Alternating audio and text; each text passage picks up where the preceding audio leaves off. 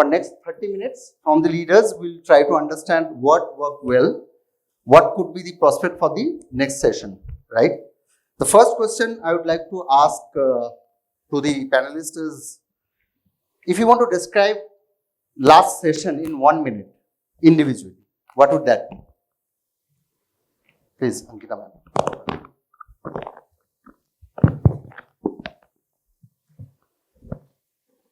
Last session in 1 minute is pretty tough. I never knew before coming here that I'm going to have only fun activities. So thanks for the challenges. 2025 was, in 1 minute if I have to say, it was engaging and evolving for us. Okay, fair. Professor? Hello. First of all, thank you, Meritto team, for having me here. It's always a pleasure to be here. I think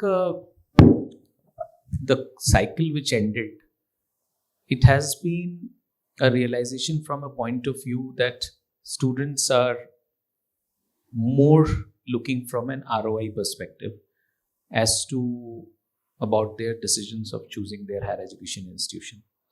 It is now lesser dependent on the parents' influence. Every year that influence is going down. The ball is now more in the court of students because of that whole information flow. And now it's the institutions who have to really become transparent, right? And, really open up the black box that what is happening. And then through that trust, really, the magic would happen. That's our realization. Perfect. Thank you, sir. Good evening, respected panelists, and respected guests who are sitting in front of us. Good evening, all of you. Myself, Dr. T. Datta. I am here in this education field for last 29 years. Just crossed that. And I was the founder member of IEM Salt Lake. Spent around 13 years and also involved in admission. So in this admission cycle for last 29 years, I feel that this year is one of the toughest in West Bengal we are facing, because it started long time back but still not completed. Since we are actually catering mainly engineering or diploma based students, still the second level of counseling is going on, just completed. True. The lateral examination has not started yet. It will commence on, say, October. So the lateral students, from when we will start the class, we don't know. So as far as I am concerned, or the academia, all the who are dealing with engineering field, especially, this year is a bit tough, I do believe. Good evening, everyone. Thank you, Meritto, for inviting to be part of this panel. What we see this year is definitely very challenging, and there are a lot of eye-openers. For us, what we have understood that the influence which till now was heavily there in the decision of admission cycle, what was majorly handled by parents, this year we have seen that students are taking independent decisions. Students are not going to be influenced by any specific campaign or the way we used to do counseling at our admission offices.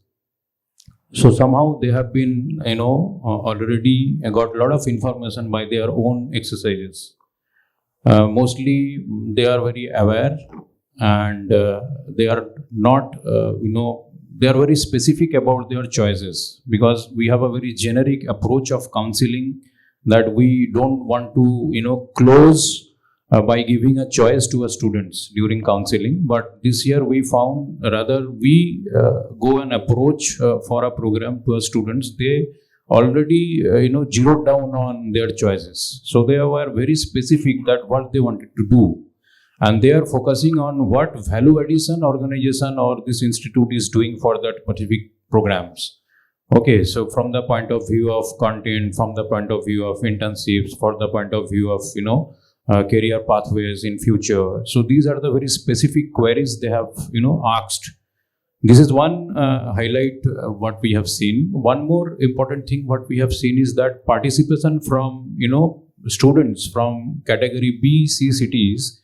Earlier in Bengal there was a trend that 30-40% of students they used to discontinue higher education after +2. But this year we have seen a section of students, they are very keen to get into higher education. They have persuaded, they have taken admission for graduation program. And these graduation programs are very different from the traditional program because this program has got many new components like internships. Because the reason they used to discontinue higher education, reason being they are being forced to join the jobs and contribute to their family income. But this new program has given a lot of scope to earn from second year itself, like introduction of internships and apprenticeships. So this is a very new trend we have seen. So section of students from districts they have come to Kolkata and joined for degree programs. Thank you for inviting St. Xavier's to join in this, to Meritto. I'm Father Xavier Jairaj, the Registrar of St. Xavier's University. And this year, the admission has been quite challenging, at the same time innovative, I felt. We began the admission quite early. Already 2 months of classes are over from LLB and as well as the other streams. But we recognize the students are not simply taking the traditional programs. They are looking for something which is new. At the same time, they are looking for not simply the courses that the traditionally people were offering, but rather something that they are thinking. What could be the future? Future orientation is something already emerging, looking for AI, one thing that we can see. Second, they are looking for opportunities for job. I mean, the internship, placement, this is something that is coming up as well. Third, they are not simply listening to their parents, but they are listening to their peers, their friends, listening to the students who are there already. The direct personal contact is something that they are looking for. They want to listen to the stories of what's happening. One big challenge, I think, all of us in the universities or the colleges we are facing is the migration of students from West Bengal to outside Bengal. Eastern belt, south or to the west is something that is happening. We cannot forget that. I think in that sense, the big challenge for us is how do we cater to the needs of the students today in Bengal? I think that's a big challenge for the future admissions. Thank you so much. I mean, this is really a reality check. As I can understand, all of us would agree the way discovery of institutions happened this year is totally different to the traditional ways. The awareness within the students are much higher. The influence from the parents has reduced and it is more from the peer and the ROI driven outcome. While some of the students are migrating to other states, the focus towards tier 2, tier 3 cities and coming up that fulfilling that gap is something we should focus on. And coming to the next question aligned with this, in terms of the marketing and visibility perspective, in terms of the campaigns that we run, not always infusing budget to a campaign, online, offline, or BTL ATL activities doesn't really give us a 100% return always. What could be the diminishing trend of campaign this year that you feel like, which probably didn't work well? Please. Thank you for the question, Vapai. See, I belong to an era when it comes to student recruitment, which has seen the traditional methods on full-fledged. So I remember, my team here can also relate, and I'm sure a lot of people can relate here. While the traditional methods were there, we all of us would carry the forms with us. So we had the hard copy forms, and we would carry them with us. And there was no AI that time, no calculations, but analytics in our mind were there. So if you're going to Northeast, you would perhaps know that, referring to the history, that how many forms you need to carry. And then we started moving towards more technological side of it. And then came the time when we insisted the team that you do not carry so many offline forms, start doing online. But they insisted that no, offline forms will only sell at places like Northeast because they do not have good connectivity. They can't download. And here we are talking about an era where we not only have all online forms, I don't know who use offline form, if at all that's used anywhere, but we are talking about a situation where we have tool, where we have the software helping with us, that how do you really study your forms? Where you see the students having interest, where you see the student, like I know Babai keeps telling us that 20% of your forms are still unattended, so why don't you go back to them? So we are talking about a situation where students are there and we have software to help us in identify where is the need, want and demand. So coming back to the campaigns, this form or this 20% who has not filled the form is usually related with the campaigns as well. And again, thankfully to the software tools that they keep talking about, it gives you which campaign is doing well. I belong to an organization where we are very heavy on print. And it's a conscious decision. And I, as a person, I really vouch for it. Because still we have parents who take a call. Eastern India especially, I come from North, but I see in Eastern India, parents still take a decision. They still read the newspaper. I see it, my father doing it for my son. So the grandfather would always tell in the evening that today this ad has come, why don't you suggest it for your son? So where this AI we blend with admissions is the beautiful tools that tell us that which campaign is running well, which we could not track before. We knew that, okay, there is an ad in TOI, ad in Telegraph, and you can expect some numbers. But thankfully, now that it's all integrated, so we can find out that which campaign is working well, whether it's print or it's digital. So that's the evolvement that we have seen, thankfully. Perfect. Professor, please.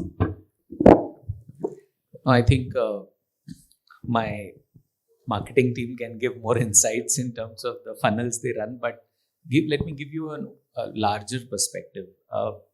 I think it is not just the paid campaigns, right? Sometimes what is happening is that the students these days are getting overloaded. There is an information overload and there's too much of noise, right? And there is a kind of monotony in terms of what kind of campaigns higher education institutions are running these days. Students are looking for something different, right? And the only way is to really get transparent and open doors in terms of what exactly you're doing inside the campus with your industry partners, at your placements, with alumni. And I think those campaigns have to be planned over the year. And it's not just admission campaigns. It could be a campaign where you are doing a social media brand campaign in terms of maybe celebrating a story, celebrating one milestone for a university.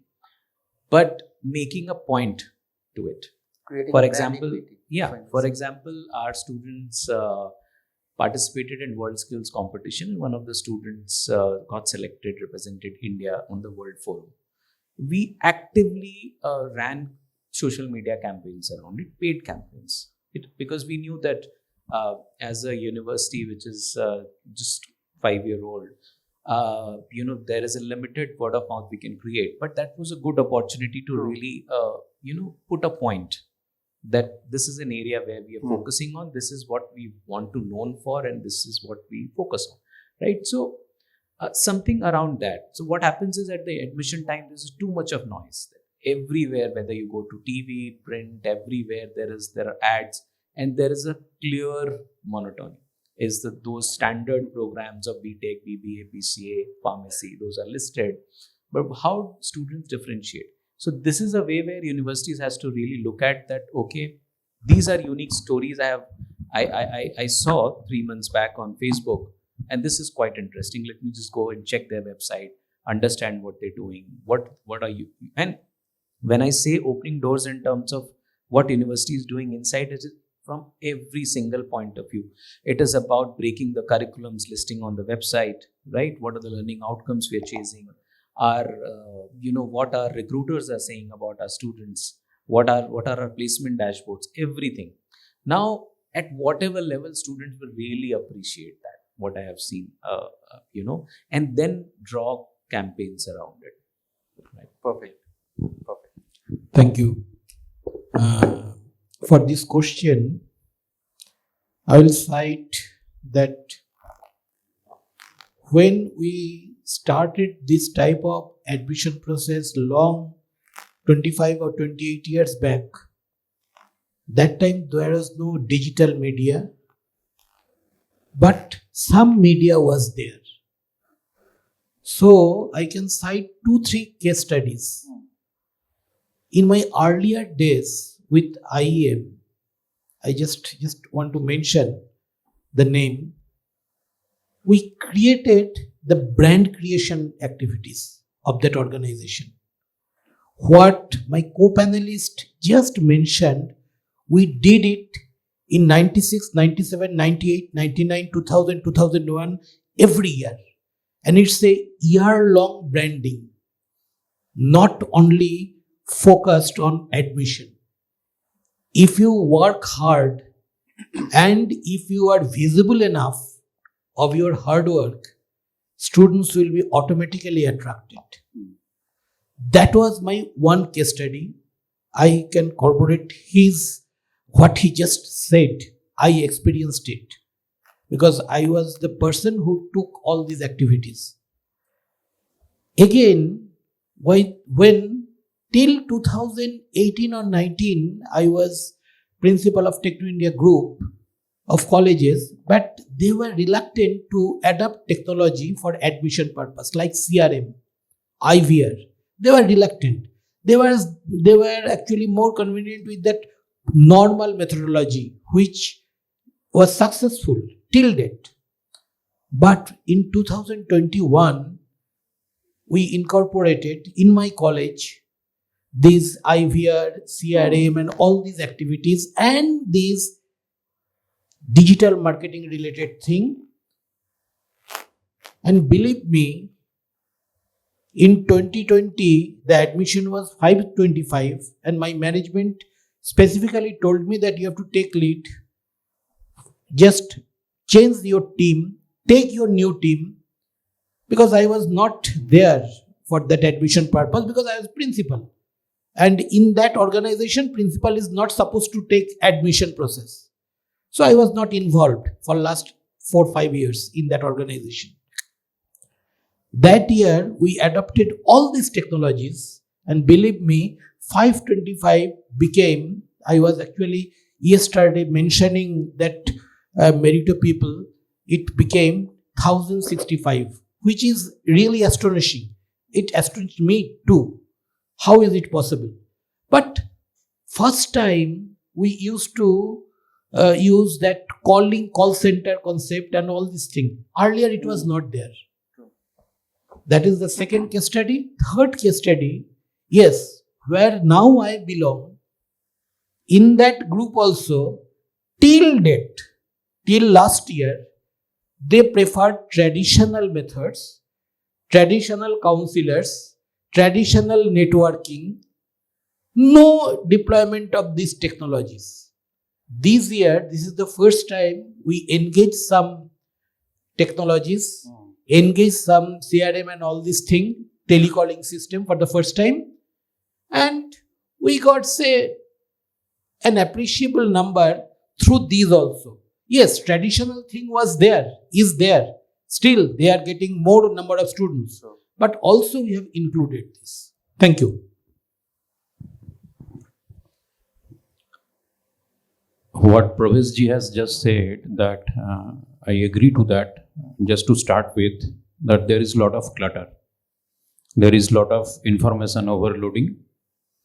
And with going by what I said earlier, the areas where we need real changeover is really very important to get admissions, what we have realized this year. Starting with, people, those who are working with, hardcore marketing and those who are running after daily admissions. And the moment, the HS exam calendar is announced, so activation started on field, that you have to get the database. So, and you have to wait till the, time your HS exam is getting over. And the moment your HS exam is over, then you bombard with, bulk SMS campaign. And then you start calling them after 1 year that admission is open. So you start join courses, and then we start offering scholarships. So these are the very traditional way of doing admissions, and we are doing it for last couple of years. So, and you kept some budget for your print. Madam was telling that definitely everybody will be agreed in this room that print and newspaper has lost the sign over the year, because Gen Z hardly they open newspaper and they see what has come. But I agree with Madam's point that end of the day, every parents goes through Telegraph, Times of India, ABP, and definitely there is some connect. That brand is visible, university is there, and whatever they claim through their advertisement, the number of placement and the quantum of salary offered.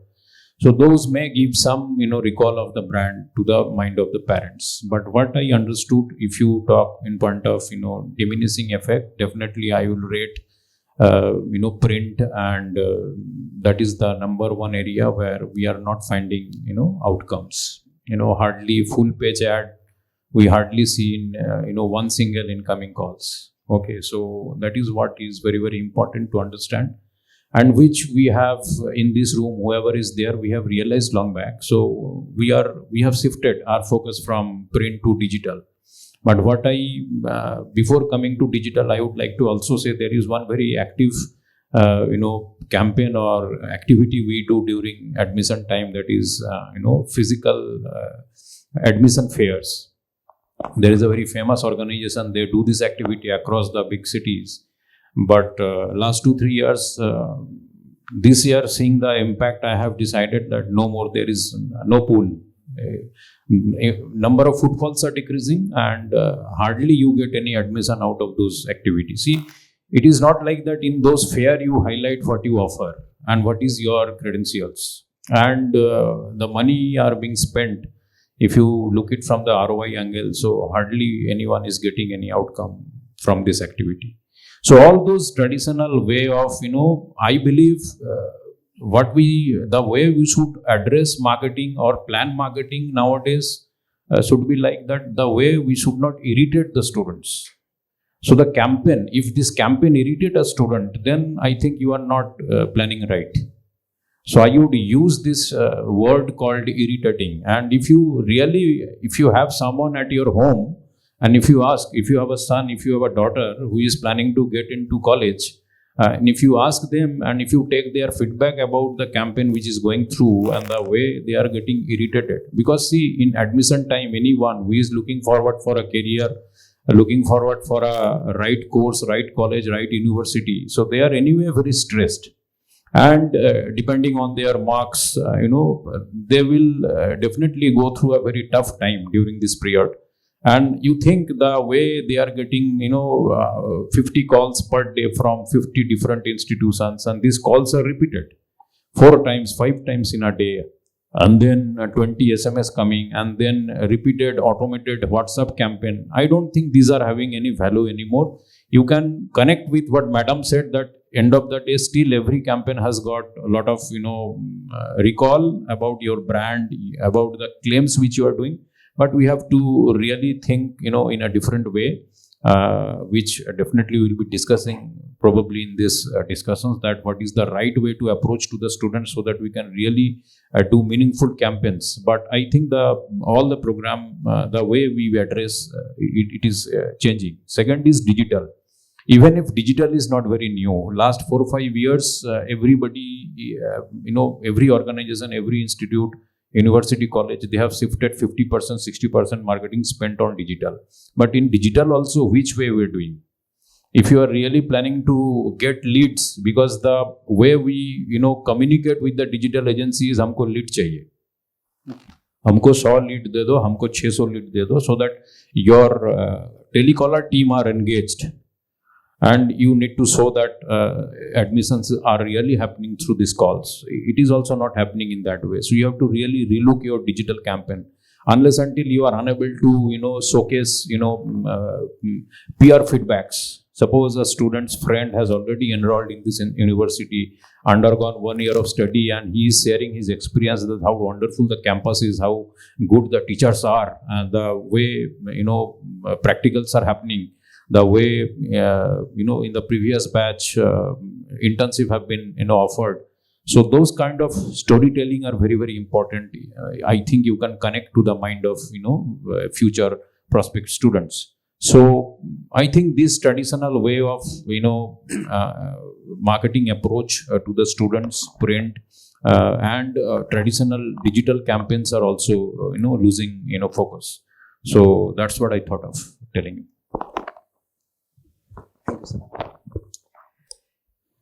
I think in St. Xavier's, the name has its brand, so therefore there is something that's beyond what we can talk about. And so we have less of advertisements about admissions. But one thing that we have done over the last 2 years, or particularly this year, is that we have noticed that the students, on the Gen Z students, are more looking into these kind of online things late in the evenings or after 8 o'clock. And so how do we address or cater to these needs? So we have a chatbot in our website, and we have fed in answers what they could, the frequently asked questions or something like that. They are able to get the answers, and our team really works contacting them, and if there is anything special that they personally require, not bombarding them with information, but rather more personalized attention and catering to their needs. And also, second thing that we do is the storytelling. Storytelling of things that are happening, what is happening in the university, a short story of the things that are happening in the university that are through social media that is shared. Number 3, we invite the students, the school or secondary students or others who would like to visit the university and be there and understand what's going on, is also happening throughout the year. Through the seminars and other events that are taking place, they are most welcome, and we allow them. And also kind of a campus tour of the things that are happening is another way in which they personally experience what's happening in the university. It was definitely not about talking print or any other medium. Data is the king, and what differentiates A to B is the creative skill of data analysis. And thanks to all the tools that we get, so we can actually have the data and the analytics ready with us, telling that what is working for whom. Something that can work with someone may not work for others, but it actually gives us that mapping. So you have the spend, you have the revenue, you know the outcome, and you know how to use it further. So that's the beauty of the Absolutely, tools. Thank you. absolutely. And this next question is my favorite. Any one of you can pick on this. Which truth about admission do you believe most institutes are still in denial about? Come again with the question. So the question is, which truth, which is a reality about admission, you feel that still most of the institutes are in denial, but that is actually happening. That is the truth that you have realized. Okay, maybe now it has been said that I speak first, so I'll take it up. We all say, this is again my personal opinion out of my 25 years of experience with both academics and admissions. We all say that it's the student who is deciding. We all say that it's the student who is very smart, very clever, sees everything around, checks with the peers, checks with the seniors. Yes, true. Definitely. But end of the day, the decision maker is the one who is paying for it. So yes, a student will definitely look around, see, will go around different campaigns, the push or the pull, whatever we may use the jargon as, we all are doing the same. But end of the day, why every time we see, there would be 100 case studies that a student wanted to go somewhere but hasn't gone. Even if it has gone, we all today are feeling that it's the student who is taking the decision. But the beauty is, baap hota hai. So the parent would always take the decision, maybe influenced by the student. Maybe it's the student who is giving more information to the parent and telling that, hey, listen, my senior is there, so I'll do this. But end of the day, it's the parent who is also looking into the same ads, because today's parents is our generation. So please let's not say that we are not tech savvy. We are not from that old generation. So yes, we as parents, we are also seeing the same campaigns, print, hoarding, whichever media or digital. So I feel the denial that the parent is not making the decision is a little wrong. I have my own son who has taken admission 18 days back, and I'm proud that we three together took the decision. Great. But thank you for all the analysis that comes. It helps all the universities, institutions to convince the parents and the student that which way the world is going. Thank you. True. Just add, one or two perspectives. I think one denial, and I think one thing which the higher education institutions are thinking, that whatever work has worked in the past will still work, right? Because of the new promises you do. But the outcomes after 3-4 years have to show. So, not really chasing the outcomes is second. I mean, if the outcomes are not there, word of mouth is not there, and the students and parents are also really smart these days. They'll figure out the data, right? So I think these two perspectives, more or less. Yeah. Thank you.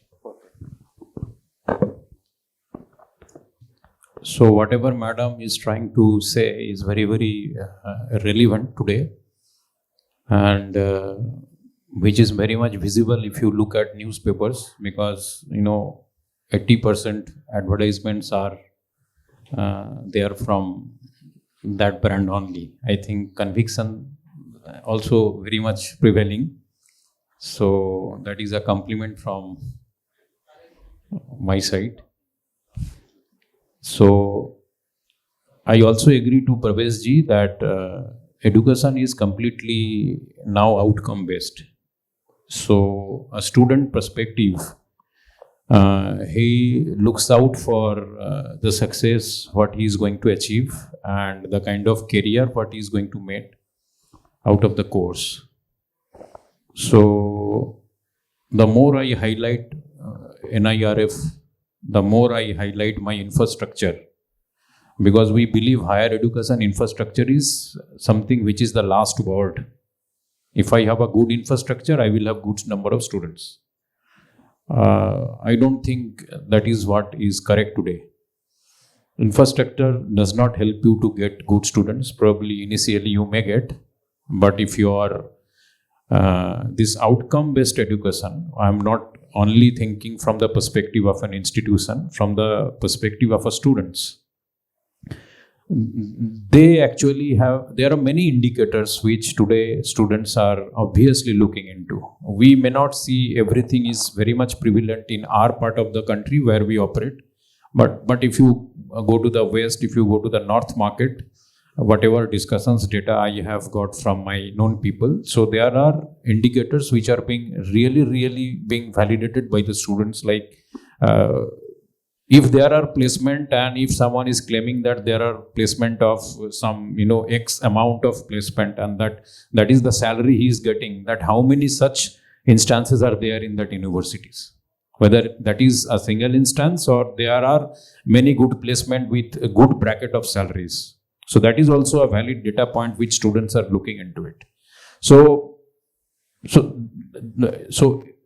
anything cannot work in silos. Like, so today's institution, today's new age universities, today's new age colleges need to look into entire perspective in a holistic way, that you have a good infrastructure, you have good faculties, and you are also having a very strong industry connect, and you have a forward-looking, forward-thinking curriculum. Because with the advent of NEP, the whole perspective of education has changed. So if we just say we give internship, and you cannot diminish the essence of NEP by saying that you have internship into it. So what sort of internship you are giving, how you are mapping credits, whether global exposure is there or not, whether international immersion is available or not. So those are very important aspect of today's education. So those things need to be seen, and the more we can incorporate such visions into our program, I think we can really come out of those denials, and we can make it futuristic. Perfect. One of the things that we are in the mode of denial would be that more the admission, more the joining, then we are educating better, not necessarily. And second, the placement, the students today are looking future looking, and they want placement. And the higher the placement, the package, we have done best. I wonder whether that would be the right thing. I think I was happy to see the video that you presented at the start, where 40 of you or people came together. That's an entrepreneurial kind of a venture. Young minds coming together, creating this thing. Was not the money. It was an idea. I think that's sort of not placement, but at least in St. Xavier, we are moving towards is to create entrepreneurs who would be creative, who would be able to provide jobs rather than getting a best salary package. And that's something I think we all need to move towards.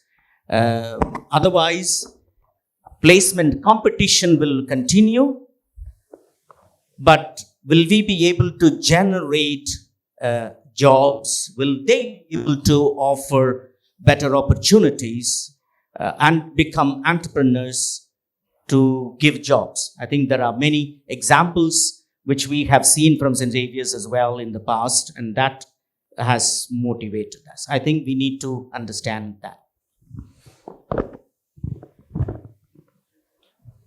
I will just conclude with 2 to 3 words. One is quality, always. If the quality education we can impart through quality faculty, through quality infrastructure, And